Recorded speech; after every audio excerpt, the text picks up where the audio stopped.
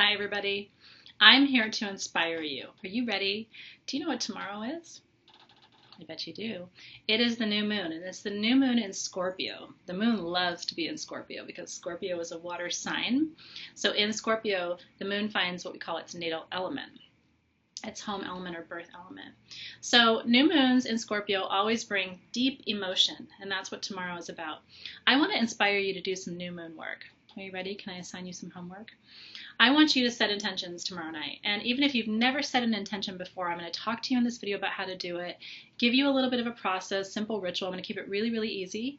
If you've been setting intentions forever, then I'm sure you realize tomorrow is a very important day to do it. First of all, it's a new moon in Scorpio. Second of all, it's on 11/11. That's an angel number. It's the number of the twin flame and the soulmate. So it's a very magical, very powerful number. So it's a magical day. And then on top of all of that, it is the start of Diwali tomorrow, which is the Hindu festival of lights. And Diwali is celebrated outside of India. It's largely a holiday in India, but it's celebrated in Nepal and other countries as well. And interestingly, this festival of lights always begins on the darkest night of the new moon. Isn't that beautiful? You know, it's like even for all of us, the things that we bring into this world, our brightest lights that we shine, so many of the things that we create, have you noticed that we often conceive them in the darkness? Everything in your life that you love at some point began as a thought or an intention, an idea in your mind. The children that you have, at one point it was the idea, I'd like to have a child. Or the job that you have, at one point it was an idea, gosh, this is what I'd love to do with my life. I really believe in the power of intention setting. Everything that I have in my life began as an intention. And, you know, for a lot of people, they like to hold them quiet. Set an intention. You don't even have to share it with anybody. If you feel comfortable sharing, I would love to hold space for you. So down under this video, if you're called, I would love for you to write and tell me what your intention is. I will hold space for you tomorrow night. I will raise energy for your intention as well so that you're doing it with a partner. So I think it's really good when you want to do something, when you want to create something, share it with somebody who believes, you know? And let me and my magic and let others in your life who love and support you, let us hold that intention with you. And we'll raise the energy to bring an added, an added depth to the power that already comes with the new moon for new beginnings. So what do you do with the new moon? Well, first of all, you light a black candle. This is my personal new moon candle. This is Sage Goddess's new moon candle, jar candle. I've been burning this one for the last 4 months or so, and you can't even tell. These candles last forever. So that is the first tool you need. If I'm really trying to bring something new into creation, into being, I will add on my summon candle. This is probably the most powerful beeswax candle in the Sage Goddess line because it attracts energy to bring forth what you seek. It's wrapped with summon perfume and magnetite stones, which of course is the stone of attraction. So you can add on the energy of that. And then you have to have the stone of the new moon. What is that? Do you know what it is? It is labradorite. This is my personal sphere. I love labradorite. And so what I do with my labradorite stone is I hold it in my non-writing hand, which is your receiving hand. That's what you're calling in. And then I put my writing hand over it, which is what you are sending out into the world. And what I like to do is just imagine my intentions as clearly as I can. You know, just close your eyes and what is it you're trying to create this month? What is it you're trying to call in? Whether it's a relationship or a new job or better health for you, more happiness and joy, time with your family, what will all of those things look like?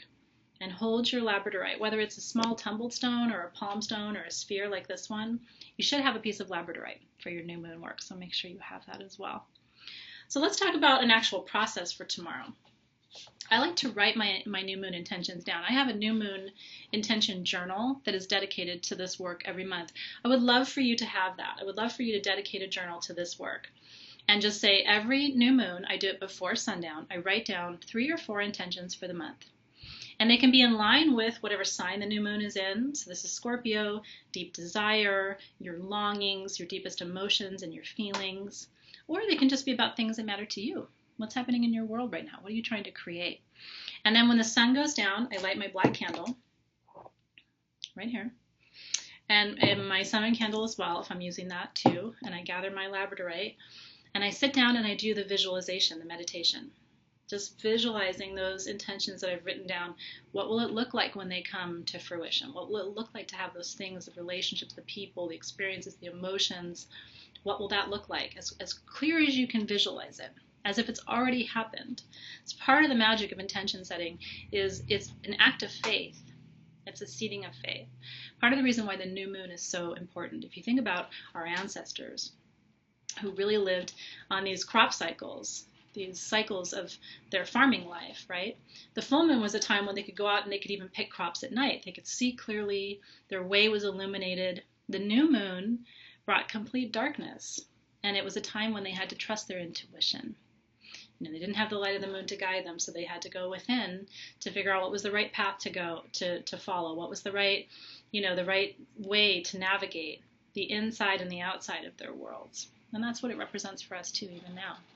So every new moon, write your intentions before sundown. When the sun goes down, light your black candle, work with your labradorite, visualize as closely as you can. And if you're looking for a soulmate connection, this is the month for you, truly. Having a new moon on 11/11, the number of the twin flame, if you want to really ratchet up the magic, do it at 11:11 p.m. Visualize that relationship coming into your life at 11:11 p.m. tomorrow night. That will really add a layer of magic, what we call correspondence. All these layers of the right time, the right day, the right candle, the right stone, the right intention. Everything lines up, and magic is cumulative. So the layers of correspondence have significance. It's very, very powerful. So from my heart to yours truly, I want to wish you a happy new moon in Scorpio. I hope it's a fun time for you. Ritual brings meaning to life. It's the reason I do what I do, and I'm so passionate about it. I'm sure you can tell. Like, this is what I love. And I believe that ritual, that doing things in a repeated way over time, brings meaning to your life. It helps you to enjoy the little things. It helps to inspire faith and courage, and it helps you to remind you that you're not alone.